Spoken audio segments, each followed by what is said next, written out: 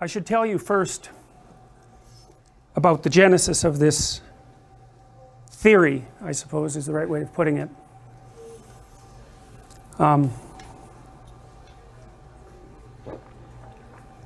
When I was about your age, and that was back in the early 80s or thereabouts, and this was particularly true around 1984, but it was true before that too. You know, every generation has its worries, real or imagined, and the primary worry for people of my generation was the nuclear war. And, you know, it was a genuine worry. At one point, many years later, I went down to Arizona to visit an ICBM, a decommissioned ICBM nuclear missile silo. And the ICBMs, intercontinental ballistic missiles, were very large rockets, right? They could fly halfway around the world, and it was deep underground and behind very, very thick steel doors. It was light green, you know, that pastel green that everyone seemed to like in the 1950s. It was like pastel green Star Trek console. That's what it looked like. And so we went down out in the yard. It was in the desert. Out in the yard there was a very, I would say, magical object, for lack of a better word, and that was the nose cone for the ICBM. And it was quite big, about that high, pointed like the point of a bullet, about 3/4 of an inch thick plastic, you know, a kind of a resin, and it was designed to melt on re-entry. So that was just sitting there. So that was fairly thought-provoking, let's put it that way. And then we went into the missile silo. Interestingly enough, appended to the front of it, it had been decommissioned under Reagan, by the way. In the front of it, there was like a museum with artifacts from the 1980s featuring Reagan and Gorbachev meeting multiple times. And it was staffed by these Americans from the South who were grandparent age, and they were just super friendly. And you know, they were happy to be in the museum. It was like going to visit your grandma's nuclear missile silo. And so it was jarring, you know, because it's obviously a portentous place, and yet it was conjoined with hospitality and welcoming. It was surreal in that manner. Anyways, we went into the silo, and they ran us through a simulated launch. So imagine a panel like this made out of metal, except twice as long, with another one of these things at the other end, 16 feet across or so. Basically 1950s technology, but updated. And then imagine that what you had to do to launch it was that there was a guy with a key and there was another guy with a key, and if I remember correctly, the keys were around their necks, although I don't think they were stored around their necks permanently. And so to launch the missile, you had to put the key in the lock, both of you. That was the safety precaution. It had to be two of you. You put the key in the lock and hold it for 10 seconds, and then away the missile goes. And it wasn't as big, the missile wasn't as big as the rockets that went to the moon, but it was plenty big. You know, the silo itself would have easily been as wide as this room is, and perhaps larger, and many, many stories tall, you know, because it was nested underground. So they ran us through a simulated launch, which was surreal, I would say. And then they told us that someone asked, and they said the keys were in once. Now, they wouldn't tell us when, but, you know, that would have been during the Cuban Missile Crisis, because we were that close. And we were close again at other times, although perhaps not that close. And there seemed to be another peak of conflict in 1984, when there was a movie showed at that time called The Day After, which at that time garnered more views than any movie ever had on TV, and it was a story about the aftermath of a nuclear war and the people who were left, and it was pretty realistic and pretty frightening. And it turned out, as I found out later, that that movie actually was one of the things that influenced Ronald Reagan to put pressure on or negotiate with the Soviets, depending on how you look at it. And so, well, and then, you know, 5 years later, the Soviet Union collapsed. No one saw that coming.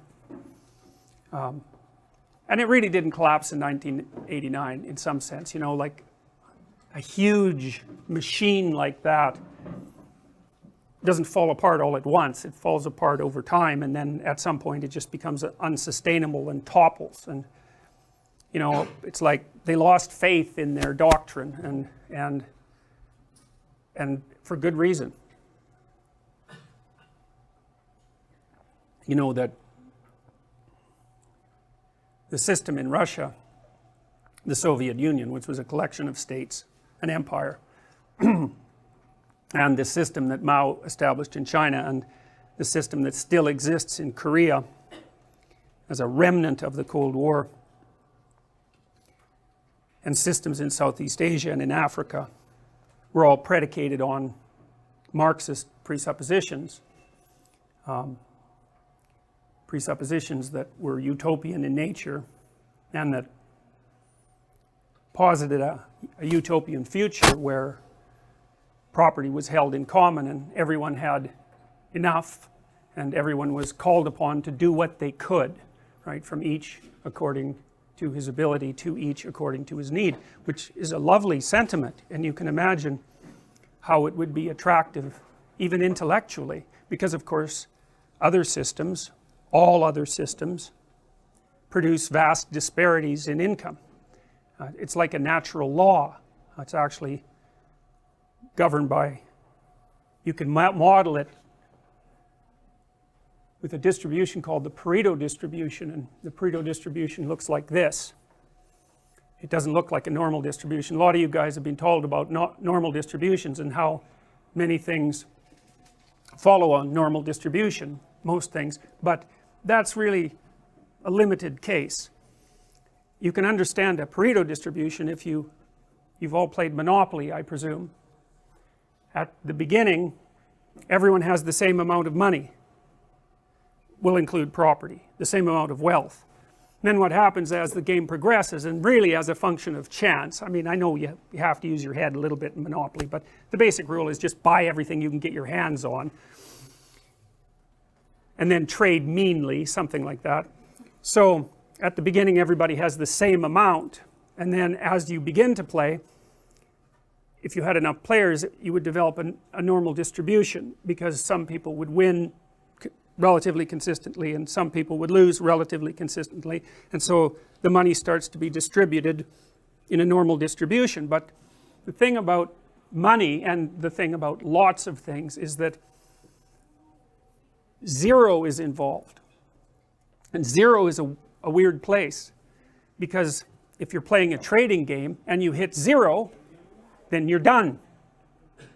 And so, and it's very hard to recover from zero, and you know, it's really hard to recover. You know when you're doomed in Monopoly. You know, you can tell. You've got some resources, but there's going to be some crisis when you land on some hotel, and you're going to get wiped out. You know it. So there's a point at which you're headed for zero, even if you have something.